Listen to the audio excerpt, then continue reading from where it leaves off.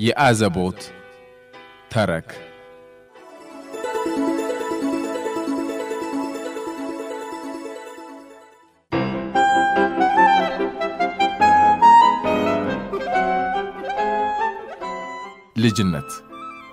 ልጅነትን ማክሲም ጎርኪ ጽፎት በካፋ ኃይለ ኢየሱስ ወደ አማርኛ መለሱት።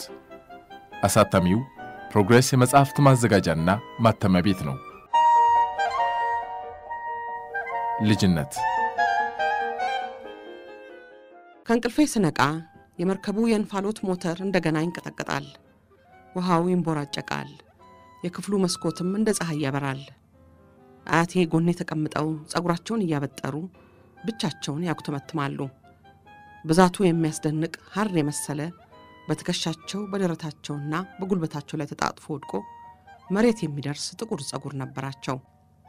ይህን ጸጉራቸውን በአንድ እጃቸው ከመሬት ብድግ አድርገው አጥብቀው ጨብጠው በአንደኛው እጃቸው በያዙት ጠንካራ የእንጨት ማበጠሪያ በትግል ያበጥሩታል። ጥርሳቸውን ነክሰው በአይናቸውም ላይ ንዴት ይነበባል።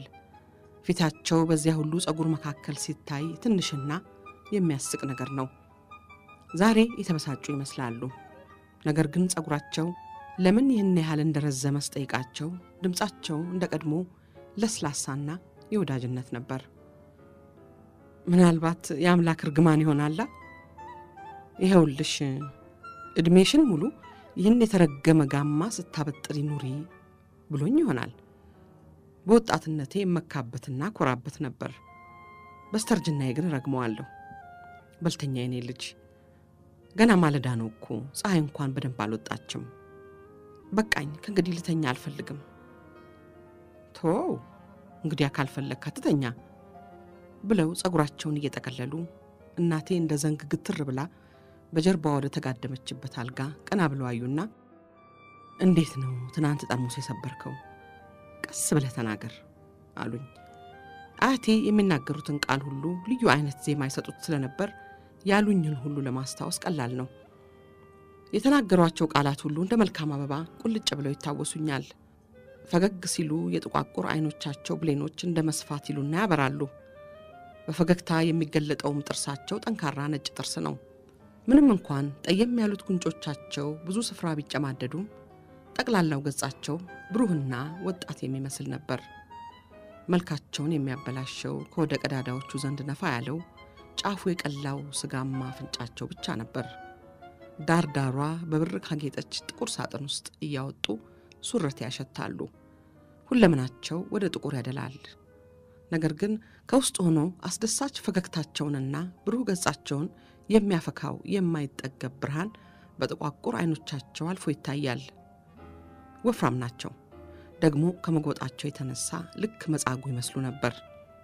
ነገር ግን ወዲያ ወዲህ ሲሉ ቅልጥፍናቸው እንደ ድመት ነው። ለስላሳነታቸው እንደዚህችው ተወዳጅ እንስሳ ነው። እሳቸው ከመምጣታቸው በፊት ያለውን ጊዜን በጨለማ ውስጥ ተደብቄ የተኛ ሆኖ የሚመስለኝ። ነገር ግን እሳቸው መጥተው ቀሰቀሱና ወደ ብርሃን መርተው አወጡኝ። አካባቢን ሁሉ ቅጥል የሌለው አንድ ክር አድርገው ፈትለው ከዚያ በብዙ ቀለማት ያጌጠ ጥልፍ አደረጉት። ወዲያው በህይወቴ ከሁሉ ቀራቢዬና የማፈቅራቸው ከማንንም ይበልጥ የምግባባቸው ወዳጅ ሆኑ። ለራስ ብቻ በማሰብ ያልተመሰረተው የህይወት ፍቅራቸው በመንፈስ አበልጽጎ አስቸጋሪውን የወደፊት ኑሮዬን ለመቋቋም ብርታትን ሰጠኝ። ከ40 ዓመታት በፊት የመርከቦች ጉዞ በጣም ዝግ ያለ ነበር። ኒዥኒ ኖቭጎሮድ ለመድረስ ብዙ ቀናት ፈጀብን። እነዚያንም ውበት የተጎናጸፉትን የመጀመሪያዎቹን ቀናት ደህና አድርጌ ያስታውሳቸዋለሁ። አየሩ መልካም ነበር። ከጧት አንስቶ እስከ ማታ ድረስ ከአያቴ ጋር መርከቧ በረንዳ ላይ ቆመን በብሩህ ሰማይ ስር ግራና ቀኙ ወርቅ በመሰሉ የበልግ እጽዋት ባሸበረቀው በቮልጋ ወንዝ መሃል ስንንሳፈፍ እንውላለን። ዝገት የመሰለ ቀለም የተቀባችው መርከብ የዕቃ መጫኛ ተጎታቿን አስከትላ ጠቆር ያለ ሰማያዊ የሆነውን ውሃ በእርጋታ እየቀዘፈች በወራጁ ወንዝ ወደ ላይ ዝግ ብላ ትጓዛለች። ተጎታቹ የዕቃ መጫኛ ጠቆር ያለ ሆኖ የውሃ እናት ይመስላል።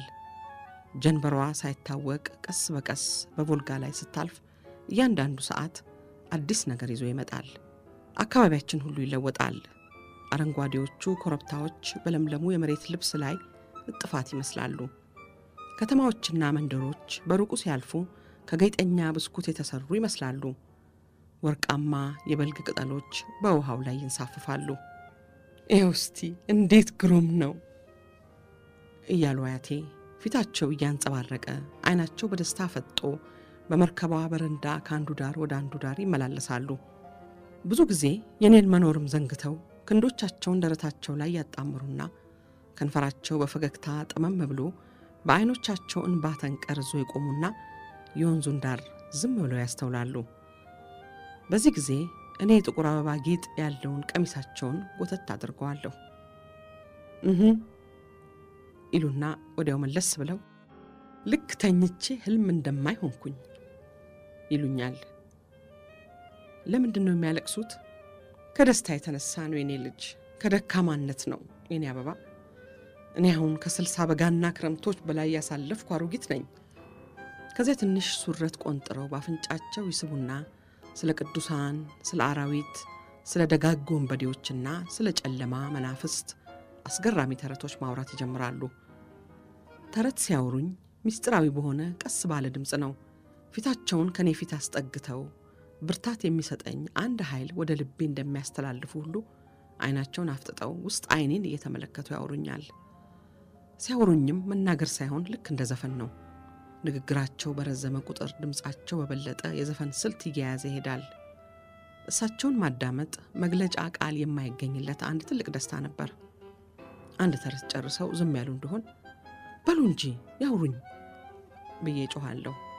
ታዲያ ይኸውልህ እንዲሆነ የምድጃው ቆሌ እግሩን የማኮሮኒ ስንጥር ወጋውና እግሩን አቅፎ እየተንቆራጠጠ እመታይጢት መሞቴ ነው እመታይጢት እያለ ጮኸ። አያቴ ይህን ሲናገሩ እግራቸውን ያቅፉና ፊታቸውን አኮማትረው ደፋ ቀና ሲሉ ልክ በህመም የተጨነቁ ይመስላሉ። መርከበኞቹ ጺማም ደጋግ ሰዎች ይሰበሰቡና ተረቱን እየሰሙ ይስቃሉ፣ አያቴንም እያመሰገኑ። ሌላ ደግሞ እንዲነግሯቸው ይለምኗቸዋል። ይበሉ እስቲ ማማ ሌላ ይንገሩን ይሉና በኋላም ይምጡ ራት አብረን እንብላ ብለው ይወስዷቸዋል። ራት ላይ አያቴን ቮድካ ሲጋብዟቸው ለኔ ፍራፍሬ ይሰጡኛል። ብቻ መርከቧ ላይ ያለ አንድ ሰውዬ ፍሬ መብላት ስለሚከለክል ለኔ የሚሰጡኝ በድብቅ ነው። ያ ሰውዬ አንድ ሰው ፍሬ ሲበላ ቢያይ ፍሬውን ነጥቆ ወንዝ ውስጥ ነው የሚጥለው። ሰውየው የነሐስ ቁልፍ የተደረደረበት እንደ ዘበኛ ያለ ልብስ የሚለብስና ሁሉ ጊዜ የሚሰክር ነበር። ሰው ሁሉ እሱን እንዳያይ ይደበቃል። እናቴ ወደ በረንዳው የምትወጣው በቁጥር ነው። በጠቅላላው እኛን ራቀችን። ያው እንደ በፊቱ ዝም ብላ ትውላለች። እስከዚህች ዕለት ድረስ ረጅምና መልካም የሰውነቷ አቋም፣ ዝምተኛው ጠየም ያለው ፊቷ፣ ፈገግ ያለ ጸጉር እንደ ዘውድ ደፍቶ ኃይለኛና ጥብቅነቷ ሁሉ በጭጋግ ወይንም በስስጉም አልፎ እንደሚታይ ሆኖ ይታወሰኛል። እንዲሁም እንዳያቴ አይነ ትልልቅ የሆኑት አይኖቿና ወዳጅ የሚያርቀው አስተያየቷ ዘመናቱን ሁሉ ተሻግሮ መጥቶ ከፊቴ ይታየኛል። አንድ ቀን በቁጣ አያቴን ማማ ለምን የሰው መሳቂያ ትሆኛለሽ አለቻቸው። አያቴን በለዘብታ ምን አለ ይሳቁ ለነሱ ትልቅ ደስታ ነው አሏት። መጀመሪያ ኒጅኒ በሩቁ ሲታይ አያቴ ያሳዩት ልክ የህፃን የመሰለ የደስታ ስሜት ትዝ ይለኛል።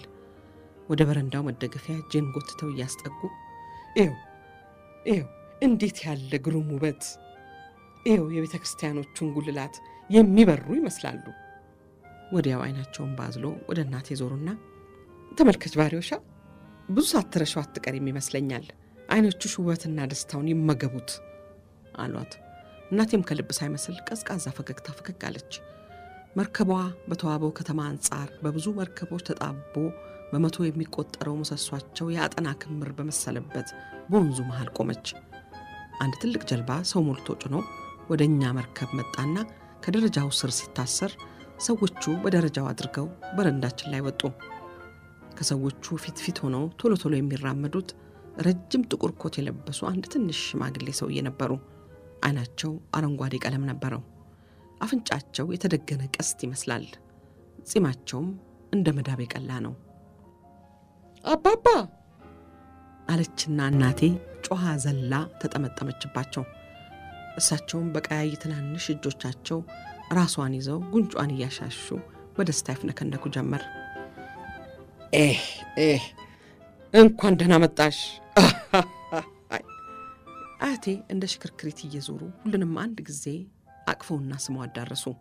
እኔንም ናውዲ አሉና ወደ ሰዎቹ ገፍተው አቅርበው ይህ አጎትህ ሚካኤሉ፣ ይህ ያዕቆብ፣ ይህች አክስትህ ናታሊያ፣ እነዚህ ልጆች ሁሉም ስማቸው ሳሻ ያጎቶችህ ልጆች፣ እሷም ደግሞ ካተሪና ያጎትህ ልጅ ናት።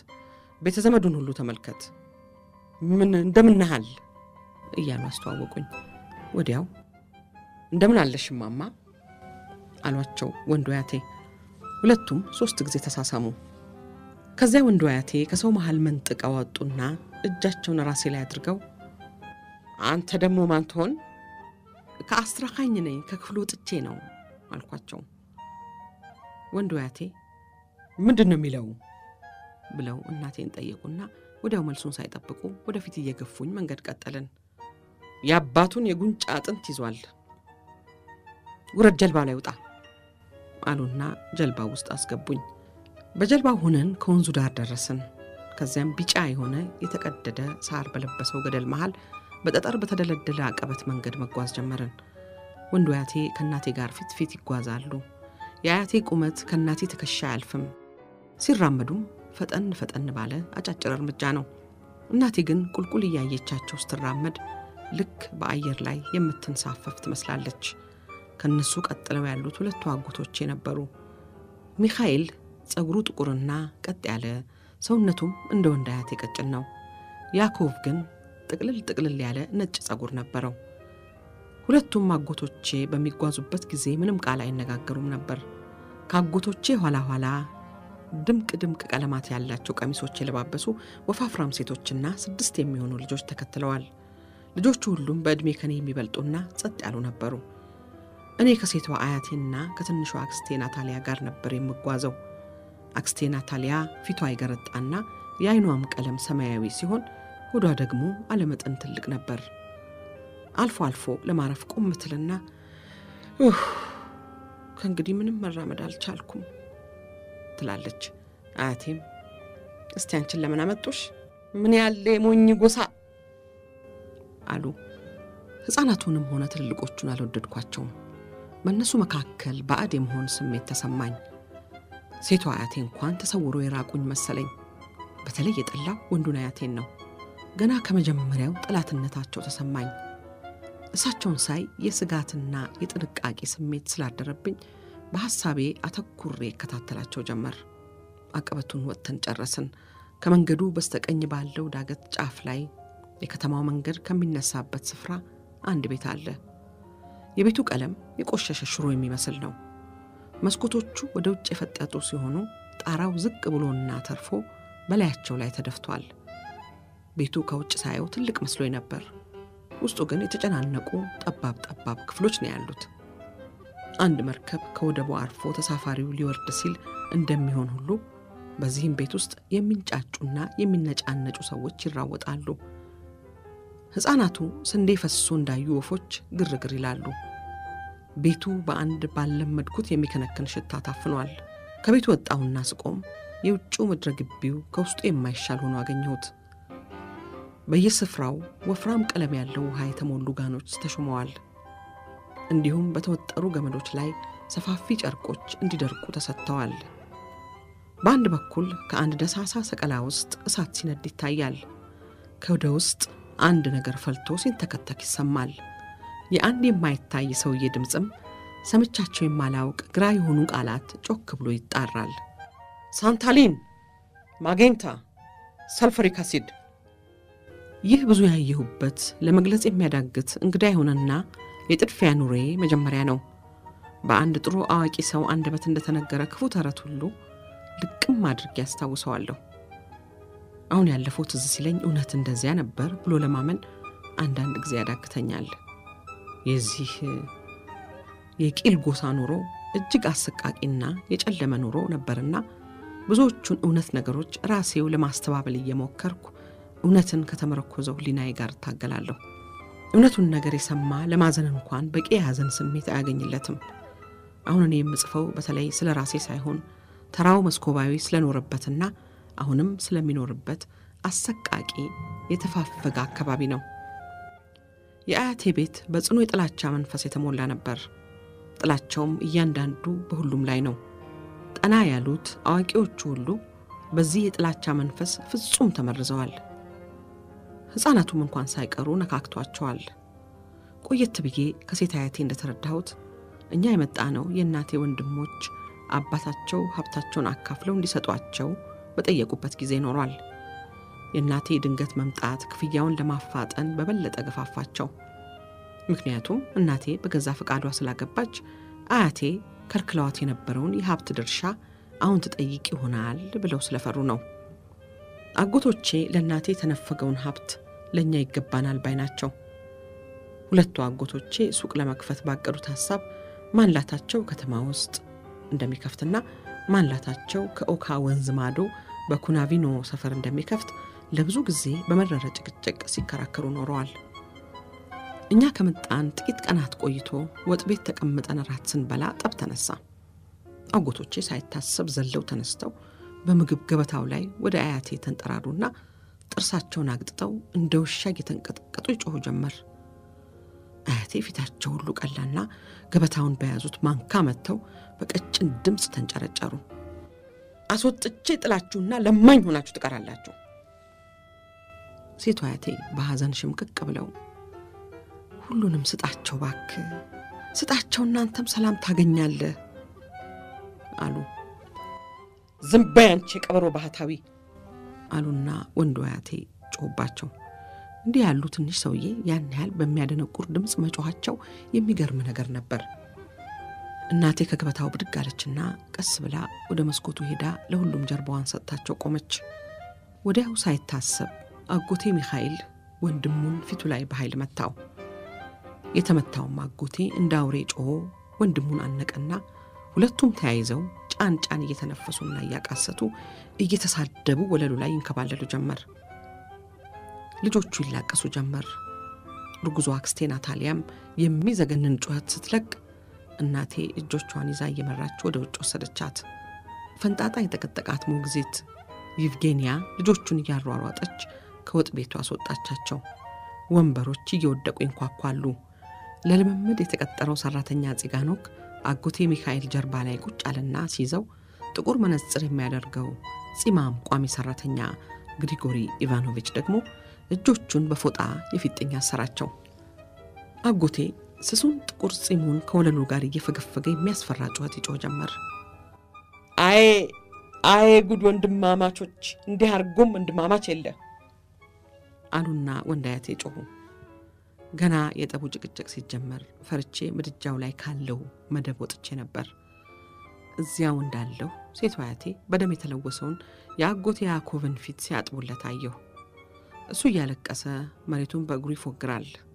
እሳቸው ደግሞ እባካችሁ ልብ ግዙ እናንተ የተረገማችሁ እንዴት ያለ አውሬ ጎሳ አሉ።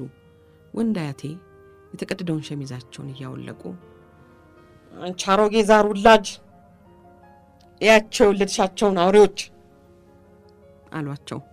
አጎቴ ያዕቆብ ከወጣ በኋላ ሴቷ አያቴ ግድግዳው ጥጉ ሽቅ አሉና ቅድስት አምላክ እናት እባክሽ ለልጆች አምሮ ስጭልኝ ብለው ጮሁ። ወንዱ አያቴ ዕቃ ሁሉ ተገለባብጦና ፈሶ በሚታይበት ገበታ ላይ አይናቸውን ተክለው ቆሙ። እነዚህ ልጆችን ብትመለከቻቸው ይሻላል አለዚያ ባርባራን አንድ ነገር ያደርጓታል አሉ ቀስ ባለ ድምጽ። በስማም እንዴት ትላለህ በል እንድሰፋው ሸሚዝህን አውልቀው አሉና ሴቷ አያቴ የወንዱን አያቴን ፊት በሁለት እጃቸው ይዘው ግንባራቸውን ሳሟቸው። ወንዱ አያቴም ቁመታቸው ከሴቷ አያቴ በጣም ያጠረ ስለነበር ደረታቸውን ተደግፈው ሽጉጥ አሉ።